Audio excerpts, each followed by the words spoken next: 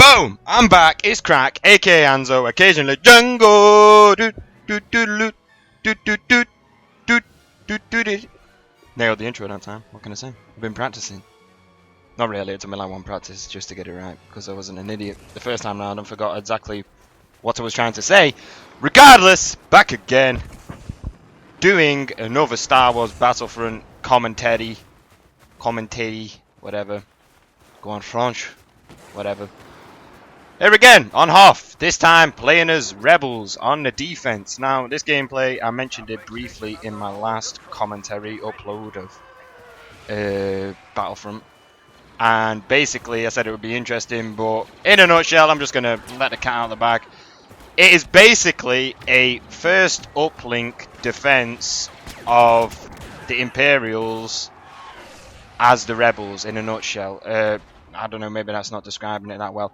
Basically, the first round, we destroy both of the AT-ATs or the Walkers, whatever you call it. And in a nutshell, I got a gameplay of it. I went like 25 and 5, which is roughly a 5 KD. No, in fact, it's not roughly, it's exactly a 5 KD. And yeah, basically, it was just one of these games where I never experienced anything else like this in the beta. I literally got it on like a pretty, circumstantial happening, or whatever you want to call it. Pretty much based on pure circumstance. It just, everything just fell into place pretty much. We had strong teammates. We had more or less weak enemies to be fighting against, or noobs or whatever. Don't really know if you can consider it noobs, considering this is borderline on the last day that beta was available to be played. But the enemies weren't that good, and we just got like really lucky. I mean, our teammates weren't that good either, as you clearly just saw. The guy just threw down a grenade in front of him. Didn't realise, or didn't give a shit, and just like pretty much decided to try and defuse it. Maybe he did it by accident, I don't know, but he's dead now. So I don't know, maybe it was the fact that the teammates were like bad. Maybe, I don't know, I don't want to say this, but maybe I put the team on my back though. I might have put the team on my back though. I mean, we definitely had some strong components to our team to be able to get a first round defense, but you know, it is what it is, I guess.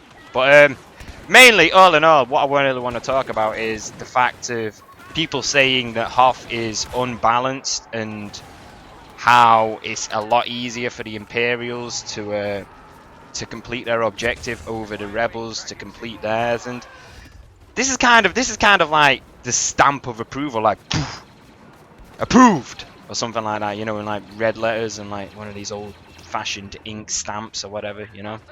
Like it's classified like boom, classified. I don't know, whatever. But yeah, this is basically like the seal of approval from me saying that. Well, you know what? At first, I was like, well, it does seem like it's kind of unbalanced.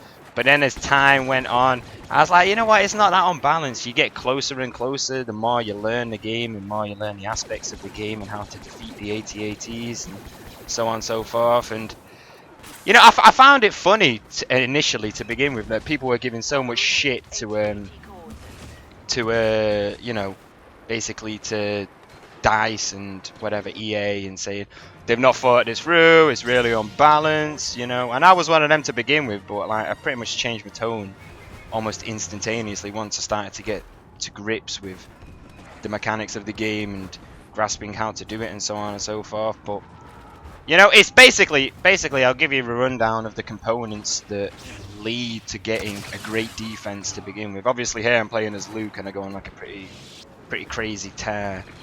Well, I don't know how many kills I exactly get. I'm gonna say it's above 6. I don't know what the fuck. Above 6, that's such a random number to pick, but I don't know, it could be more than that. I'll try and keep track of it. But basically the components to try and, you know, get the best defense on Hoth are: 1, you've got to basically spawn trap them. If you spawn trap the fuck out of the Imperials and you bottleneck them as they're coming out of the spawn, it is extremely hard to make a solid push out of the spawn and get to the objective to, you know, turn the uplink offline or whatever. But you know, that's like the first major key component. The second key component is you got to have like a huge map awareness and situational awareness of what's going on, because this map is really simple to think about it at first, when especially when you look at it as like, you know, an objective stance, when you see the Imperials only spawn down that path on the left hand side, and then they basically only spawn on the open like snow plain on the right hand side, and that's literally the only two spawns where they can come from. So I feel like maybe what contributed to us getting a win was the teammates actually knowing where they were spawning and being successful in managing to, you know, keep them at bay and keep them more or less locked in the spawn. And I'm not saying it's like a decent way of playing the game. I'd much rather play a bit more, you know, aggressively and let them come out the spawn and have like a bit more of a confrontational kind of, you know, game with, you know, a few hits and misses and whatever you want to call it, you know. But honestly, it works, and as you can see by now, we've already got like 10 Y-wings all set up, and you know, it's at this point it's basically a wrap. You're looking extremely solid. Once you get to the 10 Y-wing point, you're looking extremely solid. So that's kind of like the other contributing factor to making sure that you get an easy win and an easy defense as the Rebels, is making sure that you can actually keep the uplinks live for as long as possible. But I mean, that kind of goes without saying. I mean, you know, that's kind of like a case of like, well, no shit, Sherlock. You don't fucking say you got to get the Y-wings to give you more time. But I mean, just stating it anyway as it is, because a lot of people don't realize that having the uplinks online to get more Y-wings is so beneficial. People think that they can do more damage to the AT-ATs with just like a fewer amount of Y-wings. It doesn't really make a difference to some people, because you hardly, like, well, I say hardly, you'll occasionally see people that don't really give a shit, pardon my French, give a shit. In fact, whenever I've ever been worried about my language, fuck it. But you don't really see a lot of people that get worried about, you know, keeping the uplinks offline and making sure that they're always on the defense about them when they are online. And you know, it's just, it's kind of like stating the obvious. Yes, I know, stating the obvious and whatever, but you'd be surprised how many times you'll be in games, well, in beta anyway, about how many times you'll be in games and you just have oblivious people just like running past uplinks and not turning them online when they could have easily had the opportunity to do so, you know? Or like the perfect example would be that teammate before where he threw the grenade down next to the uplink.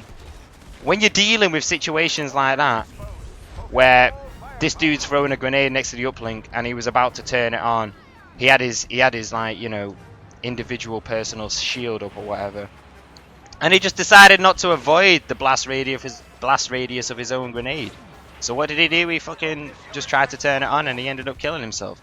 Like, that's like, he obviously knew what he was doing, but the fact that he couldn't like execute his plan of trying to turn on the fucking simple uplink, you know, you'd think it would be a lot more simple, but you know, it is the way it is. So this is only a short commentary, pretty brief. 25 and 5 is like a 5 KD. One other guy on my team went 24 and 1. The rest of my team was pretty bog standard, I guess you could say.